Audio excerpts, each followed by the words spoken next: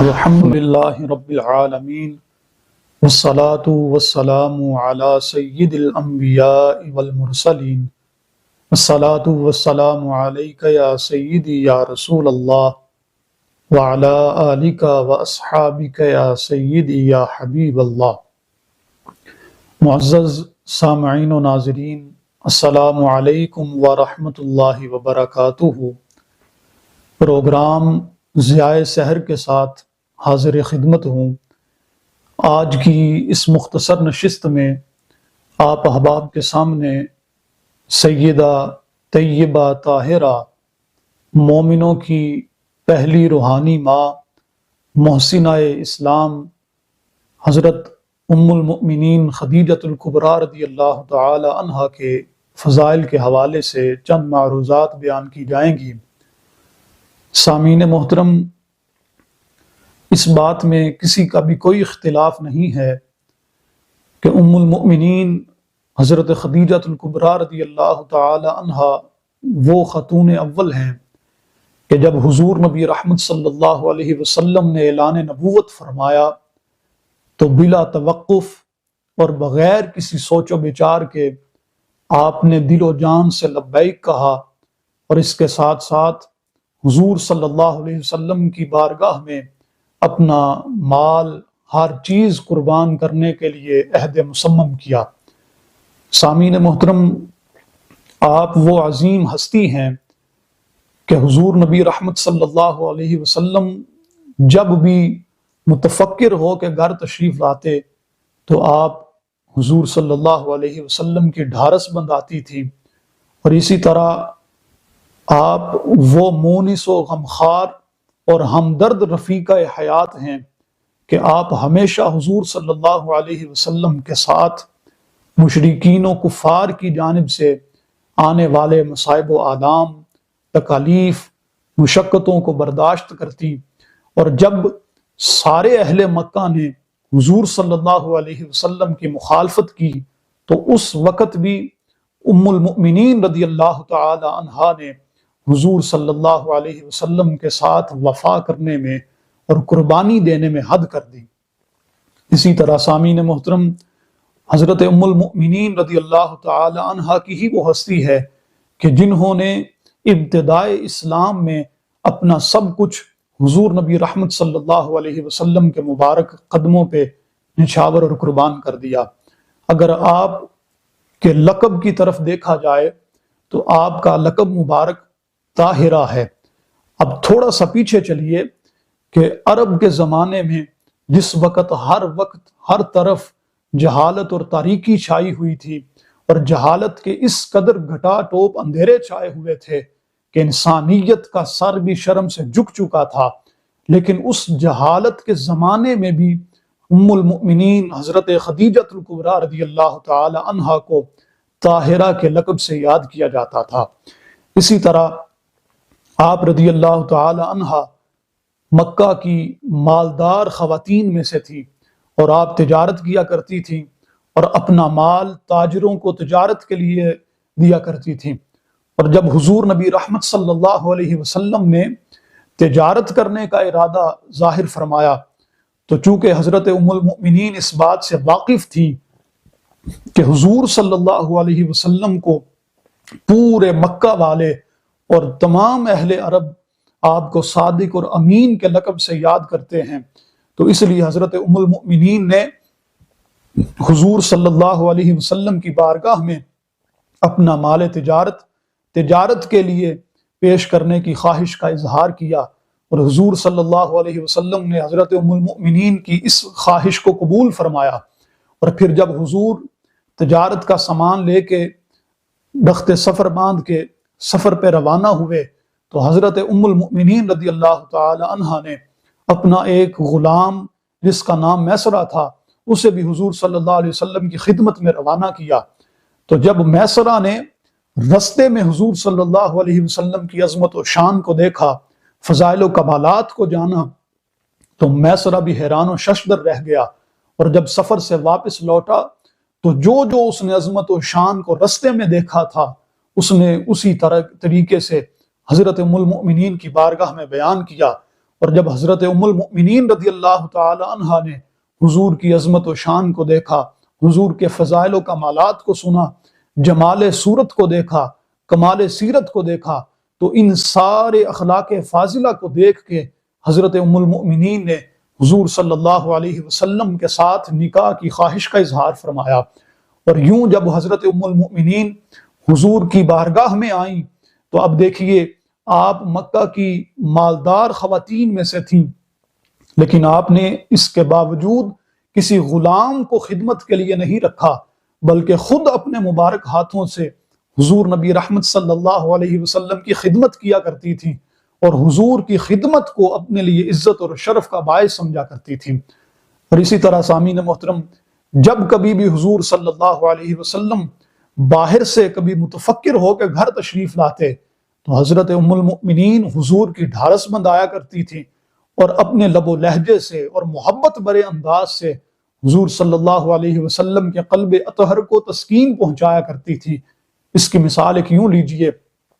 کہ جب حضور نبی رحمت صلی اللہ علیہ وسلم غار حرا سے واپس تشریف لائے تو اس وقت حضور کے جسم اطہر پہ کپ کپی اور خوف کے اثرات موجود تھے، تو حضرت ام المؤمنین نے آپ کی ڈھارس منداتے ہوئے یوں عرض کیا، واللہ ما یخزیک ابدا، کہ یا رسول اللہ صلی اللہ علیہ وسلم، آپ کا رب آپ کو کبھی بھی تنہا نہیں چھوڑے گا، آپ کو کبھی بھی اکیلا نہیں چھوڑے گا۔ کیوں؟ کیونکہ آپ میں چند ایسی صفات پائی جاتی ہیں۔ آپ نے چند صفات گنوائیں اور عرض کیا اور یوں خراج عقیدت پیش کیا، انک لتصل الرحم وتصدق الحدیث وتحمل الکل وتکسب المعدوم وتقری الضیف وتعین علی نوائب الحق۔ عرض کیا یا رسول اللہ صلی اللہ علیہ وسلم، آپ صلہ رحمی کرنے والے ہیں، آپ کنبہ پرور ہیں، آپ ہمیشہ سچ بولتے ہیں، آپ کو صادق اور امین کے لقب سے یاد کیا جاتا ہے، آپ ہمیشہ ناداروں کا بوجھ اٹھانے والے ہیں، آپ ہمیشہ فقیروں کو عطا کرنے والے ہیں، آپ ہمیشہ مہمانوں کا عزت اور احترام اور اکرام کرنے والے ہیں،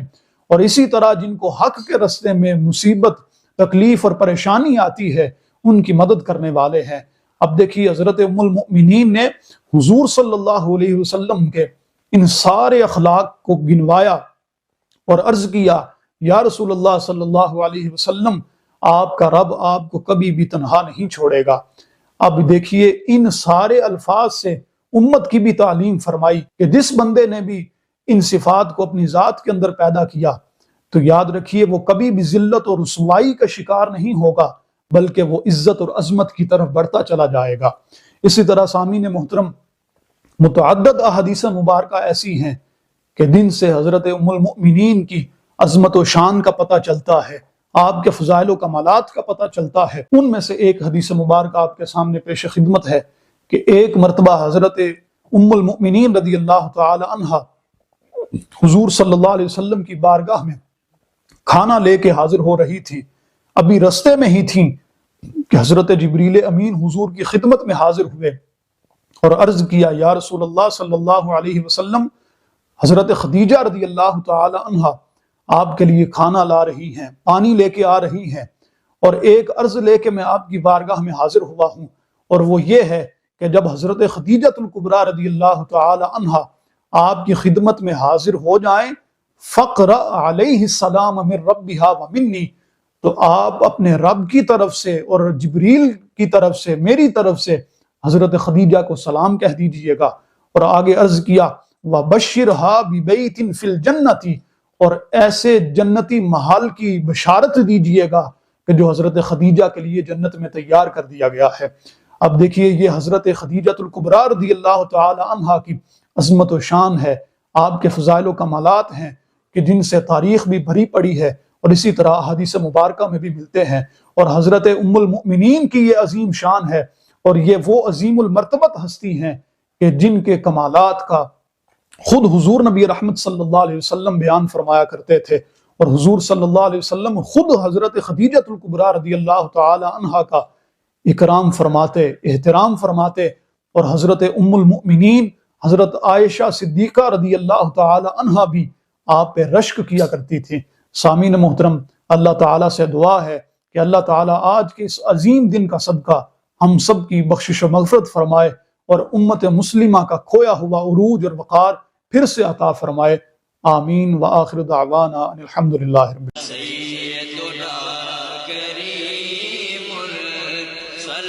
دارالعلوم محمدیہ غوثیہ بحیرہ شریف دینی اور عصری تعلیم کا بے مثال ادارہ ہے، جہاں عصر حاضر کے تقاضوں کے مطابق قرآن و سنت کی تعلیم دی جاتی ہے، اور ہر سال ہزاروں طلباء و طالبات زیور تعلیم سے آراستہ ہو رہے ہیں۔ رمضان المبارک کے بابرکت لمحات میں زکوٰۃ و صدقات اور مالی تعاون اس عظیم ادارے تک پہنچا کر اس مشن میں اپنا حصہ ڈالیں۔ درجہ ذیل اکاؤنٹس پر اپنا تعاون ارسال فرمائیں۔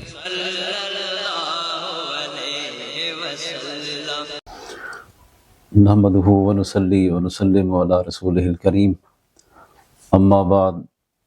فاعوذ باللہ من الشیطان الرجیم، بسم اللہ الرحمن الرحیم۔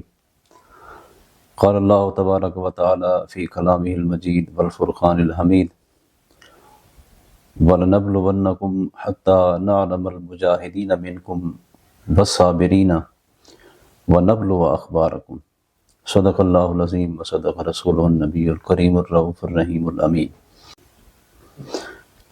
ناظرین، آج میں جس موضوع پر گفتگو کرنے کے لیے آپ کے سامنے حاضر ہوں وہ ہے کفار کا مسلمانوں پر ظلم و ستم اور انہیں اذیتوں کا نشانہ بنانا۔ یہ حق و باطل کی تاریخ میں کوئی انوکھی چیز نہیں ہے، اور نہ ہی یہ کوئی نیا پہلو ہے کہ اللہ تعالیٰ کی توحید پر ایمان رکھنے والوں کو آزمائشوں کا سامنا نہ کرنا پڑا ہو، مصائب کا سامنا نہ کرنا پڑا ہو، اور انہیں دنیا کے اندر خوف کی جتنی بھی شکلیں ہیں، جتنی بھی صورتیں ہیں، ان صورتوں سے نہ گزرنا پڑا ہو۔ اللہ رب العزت نے جب نبی آخر الزماں صلی اللہ تعالیٰ علیہ وآلہ وسلم کو مبعوث فرمایا تو آپ صلی اللہ علیہ وآلہ وسلم کے ساتھ بھی آپ کے جو پیروکار صحابہ کرام تھے ان کے ساتھ بھی وہی تاریخ دہرائی گئی جو صدیوں سے، ہزاروں سالوں سے انبیاء اور ان کے ماننے والوں کے ساتھ دہرائی چلی جا رہی تھی۔ ظلم و ستم کی داستانیں رقم کی گئیں، اور اس دور میں ظلم کے جتنے بھی طریقے تھے، جتنے بھی وسائل تھے، جتنے بھی ذرائع تھے، نفسیاتی حربے بھی آزمائے گئے، جسمانی تشدد کا نشانہ بھی صحابہ کرام کو بنایا گیا۔ تو یہ ایک تاریخ تھی، یہ ایک ایسا لمحہ تھا مسلمانوں کے لیے، ایسے مواقع بھی آئے کہ جس میں حوصلے ٹوٹتے ہوئے محسوس ہوتے، اور اسلام کی حقانیت پر بھی بعض اوقات صحابہ کرام جو کمزور ایمان کے لوگ تھے، ابتدائی اسلام کی کیفیات میں تھے، تو وہ آ کر بعض اوقات سوال بھی کیا کرتے تھے کہ یا رسول اللہ صلی اللہ علیہ وسلم، اگر ہم حق پر ہیں تو ہمارے ساتھ یہ آزمائشوں کا سلسلہ کیوں چل رہا ہے، یہ تھمنے کا نام کیوں نہیں لے رہا؟ یہ اسلام کی ابتدائی کیفیات میں، لیکن اس کے باوجود بھی ظلم و ستم جب اپنے انتہا کو پہنچا ہوا، اپنے عروج پر وہ پہنچا ہوا تھا، اس میں بھی صحابہ کرام نے ایسی داستانیں رقم کی ہیں صبر و استقامت کی، صحابہ کرام نے ایسے ثبات کا مظاہرہ فرمایا ہے، ایسے عزم کا مظاہرہ فرمایا ہے کہ انسانی عقلیں دنگ رہ جاتی ہیں، اور ظلم و ستم کرنے والے بھی ان استقامت کے جو پہاڑ تھے ان کی استقامت کو دیکھ کر وہ بھی حیران ہو جاتے کہ ان لوگوں پر کون سی چیز اثر کرنے والی ہوگی۔ جب بھی ایک ظالم طبقہ اپنے مطالبات منوانے کے لیے، اپنا جبر منوانے کے لیے وہ مظلوم قوم کو نشانہ بناتا ہے، تو اس میں دونوں طرح کے طریقے آزمائے جاتے ہیں۔ اس میں جسمانی تشدد بھی اپنی انتہا کو پہنچا ہوا ہوتا ہے، نفسیاتی حربے بھی آزمائے جاتے ہیں، اور اس کے ساتھ ساتھ جو ایموشنل بلیک میلنگ ہوتی ہے اس کا بھی بخوبی استعمال کیا جاتا ہے۔ ہمیں سیرت طیبہ کے واقعات کے اندر، سیرت طیبہ کی تراث کے اندر ہمیں کئی ایسے واقعات دیکھنے کو ملتے ہیں جو ظلم اور جبر کی ان تینوں صورتوں پر مشتمل تھے۔ حضرت بلال رضی اللہ تعالیٰ عنہ کا واقعہ اس حوالے سے سر فہرست ہے، اور پھر اس کے بعد اور صحابہ کرام ایسے ہیں جنہیں ظلم و ستم کے سارے طریقوں کے ساتھ اسلام سے پھیرنے کی کوشش کی گئی تھی۔ حضرت بلال رضی اللہ تعالیٰ عنہ کا واقعہ زبان زد عام ہے، ہر ایک کو معلوم ہے ان کے استقلال کی کہانی، ان کے عزم و ثبات کی کہانی، کہ جس طریقے سے انہیں ظلم و ستم کا نشانہ بنایا جاتا تھا۔ اور پھر اس کے ساتھ ساتھ حضرت خباب رضی اللہ تعالیٰ عنہ، ان کے ساتھ بھی ظلم اور جبر کے ایسے ہتھ کنڈے آزمائے گئے کہ آج کی اس دنیا کے اندر اگر کسی صاحب ایمان کے ساتھ وہ ہتھ کنڈے آزمائے جائیں، وہ طریقے آزمائے جائیں، تو انسان کا سوچ کر ہی انسان کا ذہن کانپ اٹھتا ہے، ہماری اپنی روح کانپ اٹھتی ہے کہ کیا ایسے معاملات کے اندر، ایسی صورت کے اندر ہم صبر کر پائیں گے یا نہیں کر پائیں گے۔ حضرت خباب رضی اللہ تعالیٰ عنہ جب امن کا دور تھا، مدینہ منورہ میں وہ موجود تھے، وہ اپنے ظلم و ستم کی کہانیاں بیان کیا کرتے تھے کہ ان پر جو ظلم و ستم ڈھایا گیا، اپنے صبر کی داستانیں وہ بھی سنایا کرتے تھے۔ تو آپ فرماتے ہیں کہ مجھ پر ایک آدمی مجھے لٹا کر، انگاروں کے اوپر مجھے لٹایا جاتا، اور ایک آدمی میری چھاتی کے اوپر پاؤں رکھ کر کھڑا ہو جاتا تاکہ یہ کروٹ نہ بدلنے پائے، اور کیفیت یہ ہوتی کہ وہ انگارے میری پیٹھ کی چربی کے پگھلنے سے وہ بجھ گئے، لیکن ان ظالموں کے انتقام کی جو ایک آگ تھی وہ بجھنے کا نام نہیں لے رہی تھی۔ ایک اسلام کی ایک جو لہر آئی تھی، اس کو روکنے کا ایک اور حل بھی تھا، اور وہ حل یہ بھی تھا کہ ان سب کو، صحابہ کرام کو، اور جو بھی جتنے بھی اسلام کے نام لیوا تھے، ان کو شہید کر دیا جاتا۔ لیکن اگر شہید کر دیا جاتا تو کفار جو اپنے ایک اس گمان کے اندر تھے کہ ہمارے ظلم کے آگے کوئی نہیں ٹھہر سکتا، ہمارے جبر کے آگے کوئی اپنی استقامت کو برقرار نہیں رکھ سکتا، تو ان کے لیے ایک بہت بڑا امتحان ہوتا کہ ان لوگوں نے اسلام کے نام لیواؤں کو قتل کر دیا، اسلام کے نام لیواؤں نے ان کے ظلم کے آگے سر جھکانے کی کوئی انہوں نے اپنی تمنا نہ دکھائی، کوئی آرزو نہ دکھائی، کوئی پسپائی نہ دکھائی انہوں نے۔ تو یہ ان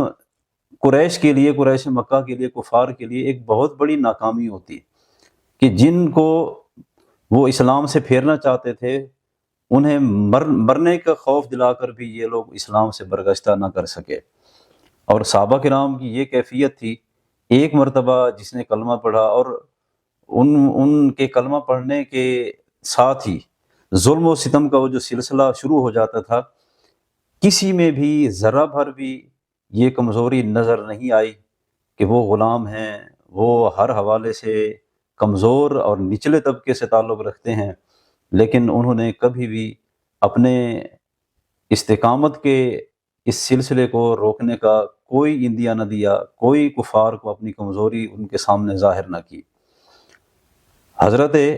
عمار بن یاسر رضی اللہ تعالی عنہ اور حضرت یاسر قبل کے پورا گھرانہ، انہیں جس طریقے سے ظلم و ستم کا نشانہ بنایا گیا، حضرت سمیہ رضی اللہ تعالی عنہ جو حضرت عمار رضی اللہ تعالی عنہ کی والدہ ہیں، انہیں وہ بھی ایک لونڈی تھیں،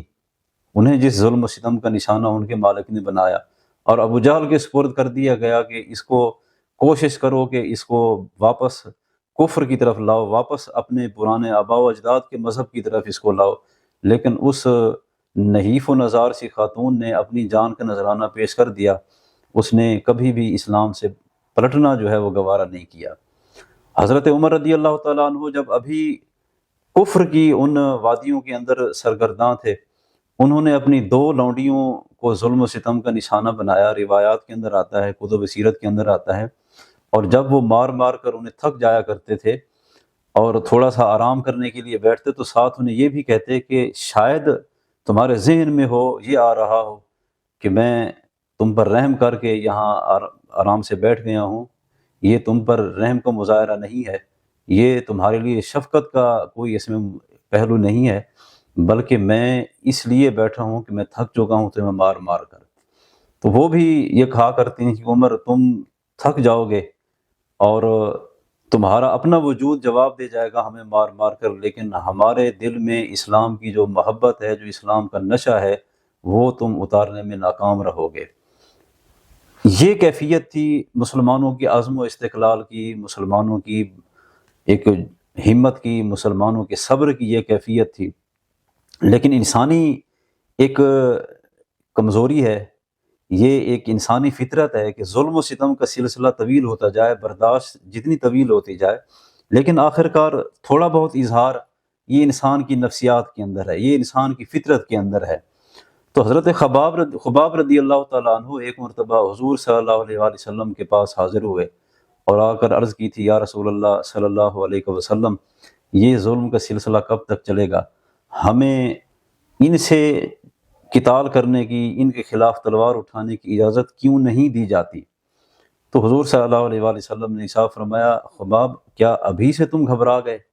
حالانکہ پچھلے انبیاء کرام کی امتوں میں ایسے لوگ بھی گزرے تھے جن کے جسم کو لوہے کی کنگھیاں پھیر پھیر کر ان کے جسم کو چیر دیا جاتا، لیکن ان کی زبان پر جو کلمہ حق جاری ہوا تھا، اس کلمہ حق کو کوئی بھی جاری کرنے سے نہ روک سکا۔ تو یہ ایک اللہ کے رسول صلی اللہ علیہ وآلہ وسلم کی طرف سے صبر کی تلقین تھی۔ حضرت عمار بن یاسر رضی اللہ تعالیٰ عنہ کے پاس سے جب گزرتے حضور صلی اللہ علیہ وآلہ وسلم، حضرت یاسر اور ان کا پورا گھرانہ، حضرت سمیہ، حضرت عمار، یہ سارے جب ظلم و ستم کی چکی میں ان کو پیسا جا رہا ہوتا، آگ پر لٹایا جا رہا ہوتا، تو اس کیفیت کے اندر اللہ کے رسول صلی اللہ علیہ وآلہ وسلم جب پاس سے گزرتے تو ساتھ ساتھ آپ فرماتے جاتے، صبرن یا آل یاسر، اے آل یاسر، اے یاسر کے خاندان والو، صبر کا مظاہرہ کرو، جس اللہ کے نام پر تم صبر کر رہے ہو وہی اللہ تبارک و تعالیٰ تمہیں نجات عطا فرمائے گا۔ تو یہ ظلم و ستم کے سلسلے مسلمانوں پر صرف اللہ کے نبی صلی اللہ علیہ وآلہ وسلم، نبی آخر الزمان صلی اللہ علیہ وآلہ وسلم کے ساتھ ہی یہ چیز خاص نہیں تھی کہ آپ کو اور آپ کے پیروکاروں کو یہ اذیتوں کا سلسلہ جو ہے وہ دیکھنا پڑا ہو، بلکہ اس سے پہلے بھی جس طرح حدیث پاک کے اندر اور ہماری سیرت کی تاریخی کتابوں کے اندر بھی آتا ہے، یہ ساری چیزیں پچھلے انبیاء کرام کو بھی پیش آتی رہیں۔ غرض یہ کہ حق اور باطل کا جب بھی مارکا ہوتا ہے، ہمیشہ حق کے پیروکاروں کو ظلم و ستم کا ایک سلسلہ برداشت کرنا پڑا ہے۔ اب آتے ہیں کفار کے دوسرے حربوں کی طرف، اور وہ حربے ایسے ہیں جنہیں میں یہ سمجھتا ہوں کہ وہ صرف پچھلی تاریخ کے ساتھ ہی مٹ نہیں گئے، بلکہ وہ آج بھی اسی اپنی پوری آب و تاب کے ساتھ وہ موجود ہیں۔ وہ حربے پوری اپنے مکر و فریب کے ساتھ، اپنی چال بازیوں کے ساتھ وہ حربے موجود ہیں، اور وہ حربے نفسیاتی حربے ہیں۔ خاص طور پر ان میں معاشی حربہ آتا ہے کہ کسی کو اس کی معیشت کا خوف دلوانا۔ حضرت خباب رضی اللہ تعالیٰ عنہ جو تلواریں بنایا کرتے تھے، لوہے کا کام کیا کرتے تھے، عاص بن وائل نے ان سے تلواریں خریدی ہوئی تھیں، تو انہوں نے جب اس سے ان تلواروں کی رقم کا مطالبہ کیا، ان کی ثمن کا، ان کی قیمت کا مطالبہ کیا، تو اس نے کہا کہ میں اس وقت تک تمہارے پیسے نہیں دوں گا جب تک کہ تم محمد صلی اللہ علیہ وآلہ وسلم کا انکار نہیں کر دیتے۔ تو حضرت خباب رضی اللہ تعالیٰ عنہ نے ارشاد فرمایا کہ لا واللہ حتی تموتا ثم تبعثا، ایسا تو ہرگز نہیں ہو سکتا بخدا کہ میں اللہ کے نبی صلی اللہ علیہ وآلہ وسلم کے کلمہ پڑھنے سے اپنے آپ کو روک سکوں، لیکن یہ ہے حتی تموتا ثم تبعثا، اگر تم مر بھی جاؤ اور پھر مرنے کے بعد دوبارہ زندہ کیے جاؤ، پھر بھی میں کبھی بھی اللہ کے رسول صلی اللہ علیہ وآلہ وسلم کا انکار اپنی زبان پر نہیں لاؤں گا۔ میں اپنی جان تو پیش ہی کر چکا ہوں، مال بھی میں اللہ کے رسول صلی اللہ علیہ وآلہ وسلم کے قدموں کی دھول پر قربان کرتا ہوں۔ اور پھر اس کے بعد حضرت صہیب رومی رضی اللہ تعالیٰ عنہ، ان کے ساتھ یہی معاشی حربہ آزمایا گیا۔ وہ مدینہ منورہ کے اندر رہ کر تاجر تھے، اور انہوں نے بھی کافی ایک ذخیرہ جو ہے مال کا انہوں نے بھی جمع کیا ہوا، مال ذخیرہ کیا ہوا تھا، کافی ایک مال و دولت انہوں نے بھی جمع کی ہوئی تھی۔ تو ان سے جب کہا گیا کہ بھئی آپ نے ہجرت کرنی ہے، آپ نے مکہ چھوڑ کر جانا ہے، آپ نے یہاں سرمایہ کاری کیے رکھی، آپ نے یہاں اپنا پیسہ لگائے رکھا اور یہاں سے کمایا بھی ہے، یہاں سے آپ نے مال حاصل کیا، یہاں سے آپ نے اپنا معاشی سٹیٹس جو ہے وہ امپروو کیا، تو ہم آپ کو ایسے تو نہیں جانے دیں گے۔ یہ مکہ کی زمین آپ کو ایسے ہم نہیں چھوڑنے دیں گے جب تک کہ آپ اپنا سارا مال یہاں پر چھوڑ کر پھر اپنے نبی کے پاس جائیں، پھر اپنے اس آقا کے پاس جائیں جس کا آپ کلمہ پڑھتے ہیں۔ تو حضرت صہیب رومی رضی اللہ تعالیٰ عنہ انہوں نے وہ سارا مال چھوڑ دیا، اور جب اللہ کے رسول صلی اللہ علیہ وآلہ وسلم کے پاس مدینہ منورہ میں پہنچے تو حضور صلی اللہ علیہ وآلہ وسلم نے ارشاد فرمایا کہ صہیب کتنی نفع مند تجارت کر کے آئے ہو، تمہاری تجارت، تمہارے تجارتی بصیرت، تمہارے تجارتی ذوق کی کیا ہی ایک شان ہے، کیا ہی اس کا مقام ہے، تمہاری تجارت کبھی بھی خسارے والی نہیں ہو سکتی۔ اور نفسیاتی حربوں کے اندر جو ایموشنل بلیک میلنگ کا پہلو ہے، حضرت سعد رضی اللہ تعالیٰ عنہ ان کو ان کی والدہ نے یہ کہا کہ بھئی اگر آپ نے اسی مذہب پر قائم رہنا ہے، جس نئے مذہب پر آپ ابھی قائم ہیں، اسلام آپ نے قبول کرنا ہے، تو پھر میرا آپ کے ساتھ کوئی تعلق نہیں ہے، میں آج سے کھانا پینا چھوڑ رہی ہوں، اور جب تک تم اسلام سے برگشتہ نہیں ہو جاتے میں اس وقت تک اپنے آپ پر زندگی کی ساری لذتیں، سارے کھانے پینے یہ حرام کرتی ہوں۔ اور 3-4 دن کے بعد جب اس کی کیفیت یہ پہنچ چکی تھی کہ وہ مرنے والی تھی، تو اس وقت اور یہ کیفیت محسوس ہو رہی تھی کہ اس پر اب نزع کا عالم طاری ہے، اس نے اپنے بیٹے حضرت سعد کو بلوایا، اور امید یہ تھی کہ جب ماں کو آخری سانسوں پر وہ دیکھیں گے تو پھر ان کا دل پسیج جائے گا اور وہ اسلام کو چھوڑ دیں گے۔ لیکن حضرت سعد رضی اللہ تعالیٰ عنہ نے جب یہ کیفیت دیکھی تو انہوں نے اپنی والدہ کو کہا کہ اگر آپ کو اللہ تعالیٰ 100 جانیں بھی عطا فرمایا اور ایک ایک کر کے وہ جان نکلتی رہے، روح نکلتی رہے، پھر بھی سعد اللہ کے نبی کا کلمہ چھوڑے گا نہیں۔ یہ کیفیت صحابہ کرام کے استقلال کی، عزم کی، ان کی استقامت کی، ان کے صبر کی یہ کیفیت تھی۔ اور پھر اس کے بعد جب اللہ تبارک و تعالیٰ نے انہیں ہجرت کی اجازت عطا فرمائی، اس کے بعد جا کر وہ ظلم و ستم کا سلسلہ جو ہے وہ تھم سکا کہیں۔ اس سارے عرصے کے اندر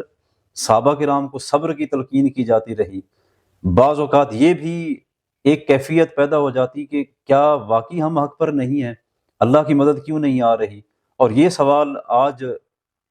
جس طرح غزہ کے جو مسلمان ہیں وہ جس ظلم کی چکی میں پس رہے ہیں، اس حوالے سے اس دور میں بھی یہ سوال اٹھایا جاتا ہے کہ اگر مسلمان حق پر ہیں، خاص طور پر جو ایک ملحد طبقہ ہے، جو الحاد کی راہ پر چلنے والے لوگ ہیں، ان کی طرف سے بار بار یہ سوال اٹھائے جاتے ہیں کہ اگر مسلمان حق پر ہیں، اگر اللہ کا کوئی وجود ہے، اگر اللہ اپنے دین کی بقا کا ضامن ہے، تو پھر اس نے کیوں ابھی تک مسلمانوں کی مدد نہیں کی؟ کیوں اس نے ابھی تک بچے جو ہیں وہ بھوک سے بلک کر مر رہے ہیں اور خواتین مر رہی ہیں، ہر اگلے گھنٹے کے اندر جو ہے وہ فلسطین کے اندر سینکڑوں اموات ہو رہی ہوتی ہیں۔ اس کیفیت کے اندر یہ سوال پیدا ہوتا ہے کہ مسلمان جب بھی کبھی ظلم کا شکار ہوئے تو اللہ کی مدد شامل حال کیوں نہ ہوئی ان کے، اور کیوں انہیں فوراً ظلم سے نجات کیوں نہیں عطا کی گئی؟ ایسا ہوتا کہ جیسے ہی کسی مسلمان کو ظلم و ستم کا نشانہ بنایا جا رہا تھا تو فوراً اللہ کی مدد اس کے لیے، اس کی نصرت کے لیے پہنچ جاتی، اللہ کی تائید اس کی نصرت کے لیے پہنچ جاتی۔ ایسا کیوں نہیں ہو سکا؟ اصل اس معاملہ میں جو چیز سمجھنے والی ہے وہ یہ ہے کہ اللہ رب العزت کے مدد کرنے کا، اللہ رب العزت کی طرف سے نصرت اور تائید کے نازل ہونے کا جو فلسفہ ہے، جو اس کا اصول ہے، جو اس کے ضوابط ہیں، ان کو اس معاملہ میں سمجھنا ضروری ہے۔ اگر اللہ تبارک و تعالیٰ اپنے پیروکاروں کے لیے یہ عام سہولت دے دیتا کہ بھئی آپ صرف کلمہ پڑھ لیں، اس کے بعد آپ کو کسی تکلیف کا سامنا نہیں کرنا پڑے گا، جیسے ہی کفار کی طرف سے کوئی ظلم و ستم کا تیر آپ کی طرف چلے گا، اس کو فضا میں ہی برباد کر کے رکھ دیا جائے گا، فضا میں ہی روک لیا جائے گا، ان کے ظلم و ستم کے سلسلے ان کے منہ پر مار دیے جائیں گے۔ اگر یہ فیسلٹی، یہ سہولت ابتدا سے ہی مسلمانوں کو، کلمہ حق پڑھنے والوں کو دے دی جاتی، تو پھر وہ جو ایک آزمائش کا سلسلہ ہے، کھرے اور کھوٹے کی پہچان ہے کہ ایمان پر اپنے آپ کو ڈالنے کے بعد، ایمان کی راہ پر اپنے آپ کو گامزن کرنے کے بعد کون ہے جو ڈٹا رہتا ہے۔ خاص طور پر جب ہم ایک واقعہ اس حوالے سے، مدینہ منورہ میں جب ایک بندہ حاضر ہوا اللہ کے رسول صلی اللہ علیہ وآلہ وسلم کے پاس، اور اس نے اسلام قبول کیا، اسلام قبول کرتے ہی اس کے خساروں کا سلسلہ شروع ہو گیا، اس کے اموال ہلاک ہونا شروع ہو گئے، تجارت کے اندر خسارہ آنا شروع ہو گیا، فصلوں کے اندر نقصان شروع ہو گیا۔ اس نے اللہ کے رسول کی بارگاہ میں آ کر عرض کی، یا رسول اللہ، میں اسلام قبول کیا تھا کہ میری زندگی میں چین ہی چین ہوگا، سکون ہی سکون ہوگا، مجھے کسی قسم کی کوئی تکلیف نہیں ہوگی، لیکن میری زندگی پہلے سے زیادہ عذاب کا شکار ہوگی، یہ پہلے سے زیادہ مصیبتوں اور مشقتوں کا شکار ہو گئی۔ تو اس نے کہا کہ آپ میری بیعت واپس کیجئے، میں نے جو آپ کے دست اقدس پر بیعت کی ہے اسلام کی، میں اسے واپس لیتا ہوں۔ اب اللہ کے رسول صلی اللہ علیہ وآلہ وسلم کسی کو اس طرح کافر ہونے کی اجازت نہیں دے سکتے تھے، تو آپ صلی اللہ علیہ وآلہ وسلم نے ارشاد فرمایا، میں اسلام پر ہونے والی بیعت کو واپس اس طرح نہیں کر سکتا، ختم نہیں کر سکتا۔ تو اس نے کہا جی پھر ٹھیک ہے، میں اسلام چھوڑ کے جا رہا ہوں۔ تو یہ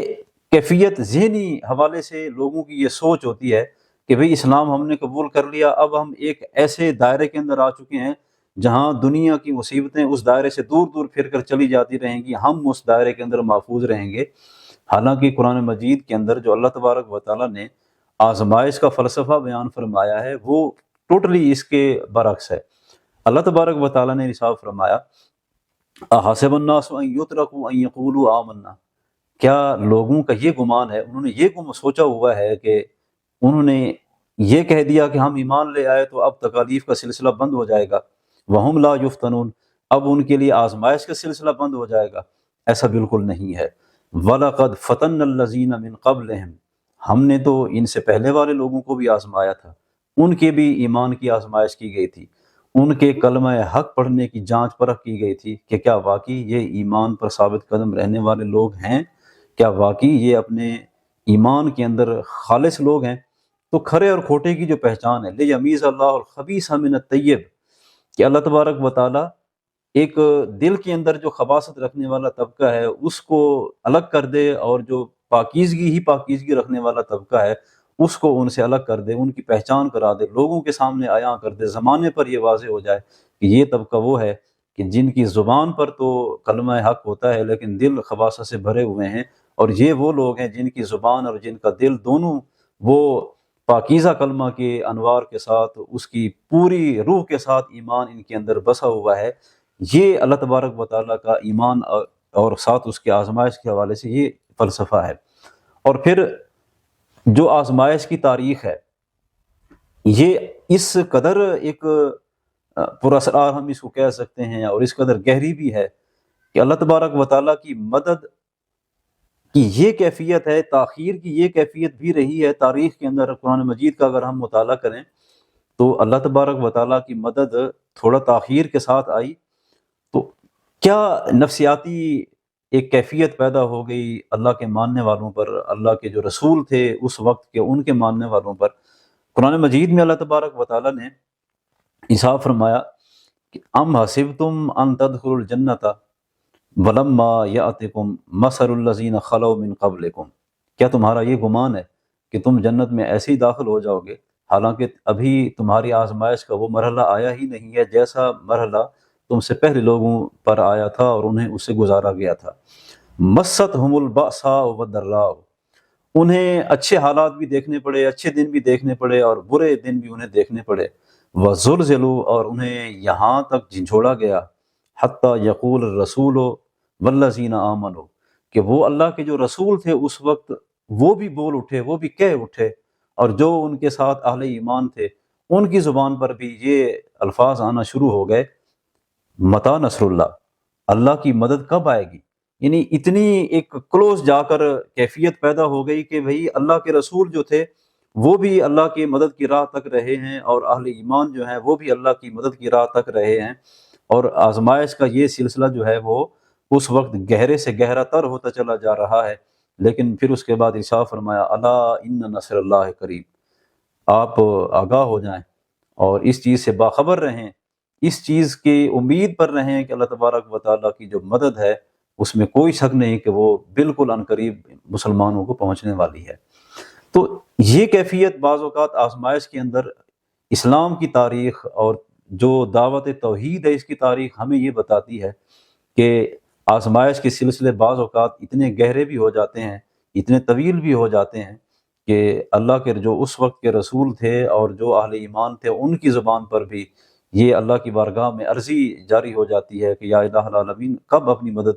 تو ہمارے شامل حال فرمائے گا، کب ہماری مدد کے لیے تیری جو نصرت اور تائید کے سلسلے ہیں وہ شروع ہوں گے۔ اور پھر خاص طور پر جو غزوہ احزاب کا موقع تھا وہ ہماری اس کنڈیشن کو سمجھنے کے لیے بہت اہم ہے۔ اس وقت مسلمان جس کیفیت کے اندر ہیں، میں خاص طور پر فوکس کر رہا ہوں جو ہمارے غزہ کے مسلمان بھائی ہیں، غزہ کے جو معصوم بچے ہیں، جو بہنیں ہیں ہماری، جو مائیں ہیں، جو بیٹیاں ہیں، ان کی جو کیفیت ہے میں اس پر فوکس کرتے ہوئے غزوہ احزاب کا جو موقع تھا اس کا ایک آپ کے سامنے کچھ تھوڑی سی وضاحت کرنا چاہتا ہوں اس کی۔ غزوہ احزاب کی جو کیفیت تھی اس میں کفار بالکل چڑھائی کر کے آ چکے ہیں، اور جو مدینہ کے اندر بنو قریظہ کے یہودی تھے وہ بھی ایک طرف مسلمانوں کے مخالف، اور پتہ چل گیا تھا کہ بھئی یہ بنو قریظہ نے اب مدینہ کے اندر سے حملہ آور ہونا ہے اور باہر سے وہ لوگ ہیں۔ اب خندق کا ایریا تھا ایک، سمجھ لیں کہ جہاں مسلمان وہاں اس وقت تھے تو وہ محفوظ تھے، اس کے علاوہ اور انہیں اس وقت کے اندر مدینہ میں کوئی محفوظ جگہ نظر نہیں آ رہی تھی، یعنی وہ ایک حصار تھا، وہ ایک معصوری کی کیفیت تھی۔ اس خندق سے نکلتے ہیں باہر تو کفار حملہ آور ہیں، اور اس خندق سے پیچھے کی طرف جاتے ہیں تو یہودیوں کے جو حملے ہیں اس کا خطرہ ہے، اگر پسپائی اختیار کر کے جاتے ہیں، یہ کیفیت پیدا ہو چکی۔ تو اس وقت اللہ رب العزت نے ارشاد فرمایا اذ جاؤکم من فوقکم ومن اسفل منکم، جب کفار تم پر چڑھائی کر کے آ چکے تھے، وہ بالائی علاقے، بالائی حصے سے بھی، اور یہ جو زیریں کنارہ تھا مدینہ کا، یہاں سے بھی، اندر سے بھی کفار حملے کی تیاریوں میں تھے۔ وَإِذ زَاغَتِ الْأَبْصَارُ، جب آنکھیں ابل پڑی اور جب ایسے لگتا تھا کہ آنکھیں خوف کی کیفیت سے باہر آ جائیں گی۔ وَبَلَغَتِ الْقُلُوبُ الْحَنَاجِرَ، اور مسلمانوں کے دل وہ ان کے گلے کے اندر تک آ چکے تھے، گلے کے اندر روح سمجھ لیں کہ اٹک چکی تھی، یہ کیفیت پیدا ہو گئی۔ اور خاص طور پر جو فوکس کرنے کا ایک جملہ ہے جو قابل غور ہے قرآن مجید کا جملہ، وہ یہ ہے کہ وَتَظُنُّونَ بِاللَّهِ الظُّنُونَ، تم اللہ کے بارے میں مختلف گمان کرنے لگ گئے۔ اور یہ کیفیت بعض لوگوں میں پیدا ہو گئی کہ کیا واقعی اللہ ہماری مدد نہیں فرمائے گا؟ کیا وہ جو وعدے تھے اللہ کی نصرت کے، اللہ کی تائید کے، اللہ کے یہاں مسلمانوں کی مدد شامل حال کرنے کے، کیا وہ واقعی سلسلے اب ختم ہو گئے؟ کیا وہ وعدے پورے نہیں ہو گئے؟ کیا ان وعدوں کو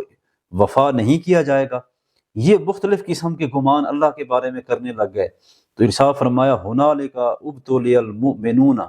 یہاں آ کر آزمائش ہوئی تھی مسلمانوں کی، وزلزلوا زلزالا شدیدا، اور انہیں شدید جھنجھوڑ کر رکھ دیا گیا تھا، آزمائش کی چکی کے اندر ان کو اس طریقے سے جکڑ دیا گیا تھا کہ مسلمان واقعی ہل کر رہ گئے تھے۔ اور یہ جو کیفیت تھی، اس کیفیت میں ایک تو اگر جب انسان اس کیفیت میں ہوتا ہے، آزمائش کے مرحلے میں ہوتا ہے، تو جو ساتھ کے لوگ ہوتے ہیں ان کی باتیں اگر مزید حوصلہ شکنی والی ہو جائیں تو پھر انسان کے حوصلے ٹوٹ جاتے ہیں، انسان ہمت ہار بیٹھتا ہے۔ یہ کیفیت مسلمانوں کو غزوہ احزاب کے موقع پر پیش آئی۔ اس وقت ایک طرف جب کفار کا خوف، دوسری طرف یہ جو اپنے ساتھ شامل منافقین تھے یہ کہہ رہے تھے وَإِذْ يَقُولُ الْمُنَافِقُونَ وَالَّذِينَ فِي قُلُوبِهِم مَّرَضٌ، جب منافقین اور وہ لوگ جن کے دلوں میں روگ تھا نفاق کا، وہ کہتے تھے ما وعدنا اللہ ورسولہ الا غرورا، کہ اللہ اور اس کے رسول نے ہمارے ساتھ جتنے بھی وعدے کر رکھے تھے وہ سارے دھوکے پر مبنی تھے۔ یہ کیفیت مسلمانوں کی آزمائش کی رہی تھی۔ تو اس کیفیت کے اندر اللہ تبارک و تعالیٰ نے پھر اس کے بعد جو مدد اپنی قدرت کے نظام کو، تکوینی نظام کو جو پھر حرکت دی تھی، وہ اسلام کی تاریخ کا ایک روشن پہلو ہے، وہ ایک روشن حصہ ہے، اور پوری دنیا پر آیا ہے کہ کیسے اللہ تبارک و تعالیٰ نے کفار کے اس لشکر کو تربیتر کیا تھا، انہیں بکھیر کر رکھ دیا تھا۔ تو یہ آزمائش کی کیفیت یہاں تک پہنچ جاتی ہے مسلمانوں کے، اور آج جو غزہ کی صورتحال ہے، جو فلسطین کے مسلمانوں کی صورتحال ہے، ہم ناظرین دیکھ سکتے ہیں کہ وہ غزوہ احزاب کے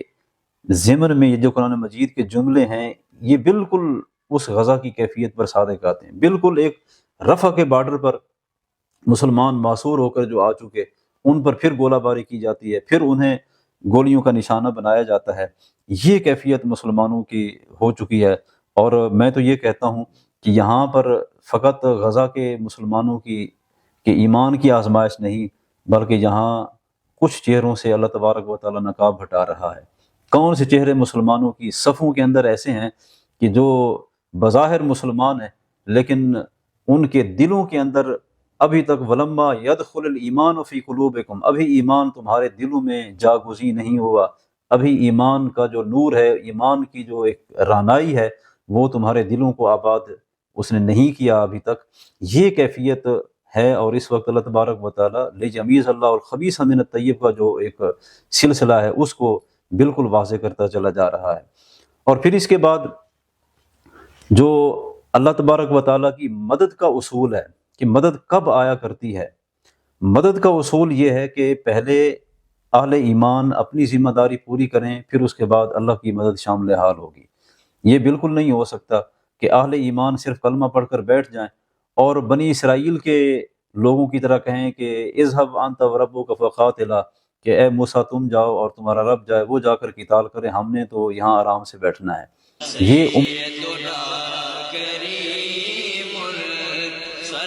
دارالعلوم محمدیہ غوثیہ بھیرا شریف دینی اور عصری تعلیم کا بے مثال ادارہ ہے، جہاں عصر حاضر کے تقاضوں کے مطابق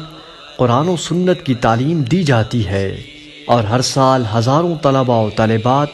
زیور تعلیم سے آراستہ ہو رہے ہیں۔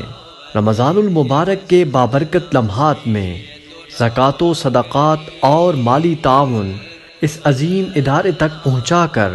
اس مشن میں اپنا حصہ ڈالیں۔ درجہ ذیل اکاؤنٹس پر اپنا تعاون ارسال فرمائیں۔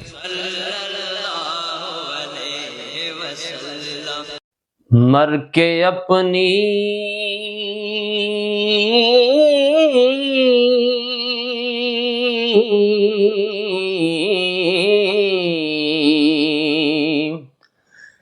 مر کے اپنی ہی اداؤں پہ امر ہو جاؤں، مر کے اپنی ہی اداؤں پہ امر ہو جاؤں، ان کی دہلیز کے قابل میں اگر ہو جاؤں، مر کے اپنی ہی اداؤں پہ امر ہو جاؤں، مر کے اپنی ہی اداؤں پہ امر ہو جاؤں، ان کی دہلیز کے قابل میں اگر ہو جاؤں، زندگی نے تو سمندر میں مجھے پھینک دیا، زندگی نے تو سمندر میں مجھے پھینک دیا،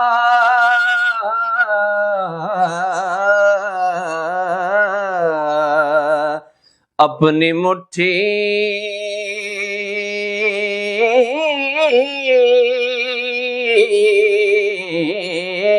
اپنی مٹھی میں وہ لے لے تو گوہر ہو جاؤں، اپنی مٹھی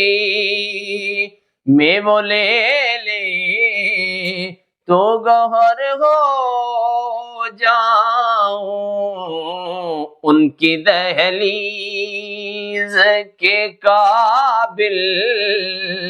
میں اگر ہو جاؤں آرزو اب تو مظفر جو کوئی ہے تو یہ ہے آرزو اب تو مظفر جو کوئی ہے تو یہ ہے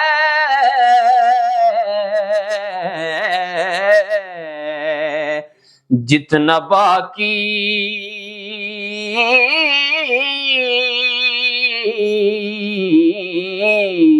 جتنا باقی ہوں مدینے میں بسر ہو جاؤں جتنا باقی ہوں مدینے میں بسر ہو جاؤں مر کے اپنی ہی اداؤں پہ امر ہو جاؤں ان کی دہلیز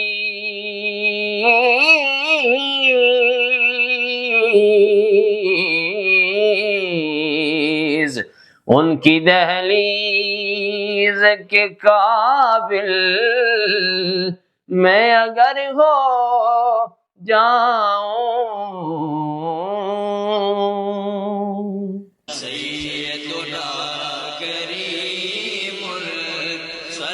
دارالعلوم محمدیہ غوثیہ بھیرا شریف دینی اور عصری تعلیم کا بے مثال ادارہ ہے،